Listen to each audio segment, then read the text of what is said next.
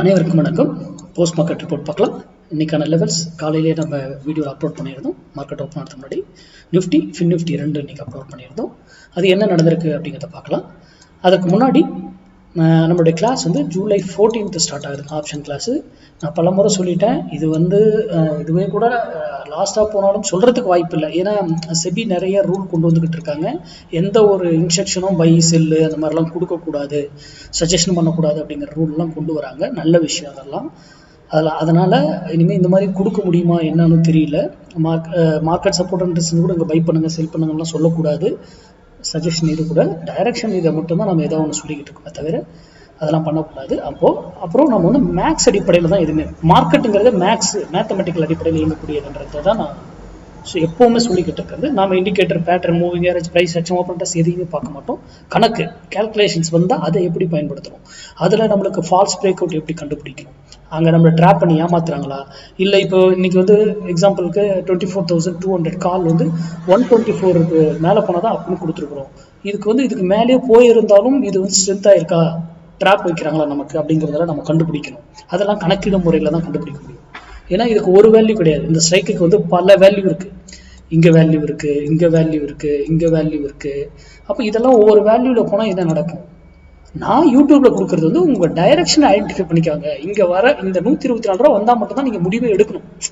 அது வராம போச்சுனாக்கல அதுக்கு வேற மெத்தட் இருக்கு. இந்த விலையே வரல, நான் யூடியூப்ல கொடுக்குறேன், அந்த விலை வரல, அப்ப என்ன பண்ணணும்? டக்குன்னு அதுக்கு இன்னொரு வேல்யூவா அதுக்கு மாறிடும். அந்த வேல்யூல தான் அடுத்தது நம்ம போயிட்டு அதை கன்சிடர் பண்ணணும். ஓகே, மார்க்கெட் இனிமே எந்த டைரக்ஷன் போகுன்றது. இது வராம போனாலும், இந்த விலை வராம போனாலும் நம்மளால மார்க்கெட்டை ஐடென்டிஃபை பண்ணிக்க முடியும். ஓகேங்களா? சரி, இது நிஃப்டி. இன்னைக்கு என்ன நடந்திருக்கும்? 124க்கு கீழே, காலையிலேயும் கீழே, இதுக்கு கீழே தான் இருக்கு. அப்போ மார்க்கெட் என்ன கீழே தான் இருக்கும். எகைன் பாருங்க, 124க்கு போயிட்டு அங்கிருந்து கீழே. அப்போ மார்க்கெட் வந்து கீழே. ஆனா இங்கிருந்து ஏன் திரும்பிச்சு? அதுக்கான விடை உங்ககிட்ட இருக்கா? கிடையாதுல்ல.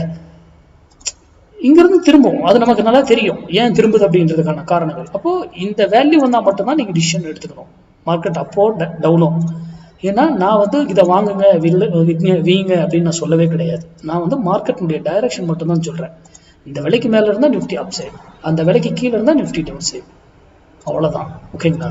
அதனால நம்ம வந்து மேக்ஸ் அடிப்படையில் இருக்கிறதுனால எதையுமே கணக்கின்படி நானே ஏறு இறங்குன்னு சொன்னா கூட நம்ப கூடாது. மார்க்கெட்டுடைய இந்த மேக்ஸ் என்ன சொல்றனோ அதுதான் நம்பணும். ஃபின்னிஃப்டி 23,700 கால் 82 ரூபாய்க்கு மேல இருந்தா தான் அப் சைடு, 82 ரூபாய்க்கு கீழே இருந்தா டவுன் சைடு. இங்க பாருங்க, இன்னைக்கு ஐயே 80 ரூபாய் மட்டுமே. காலையில ஓப்பன் ஆன ஃபர்ஸ்ட் இதுலயே 80 ரூபாய். அதுக்கப்புறம் அங்க போகவே இல்லை, அவர் கடைசி வரைக்குமே போகல.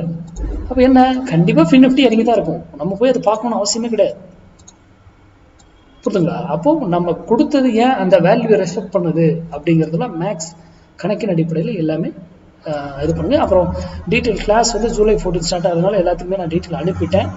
இந்த கிளாஸோட மேபி கிளாஸ் எடுக்க முடியுமா என்னன்னு தெரியல. மேக்ஸிமம் எடுக்கிறதுக்கு தான் ட்ரை பண்றேன். அதுக்கப்புறமும் இருந்தாலும் சொல்ல முடியாது, எனி சூழ்நிலைகள் என்ன வேணா வரலாம்.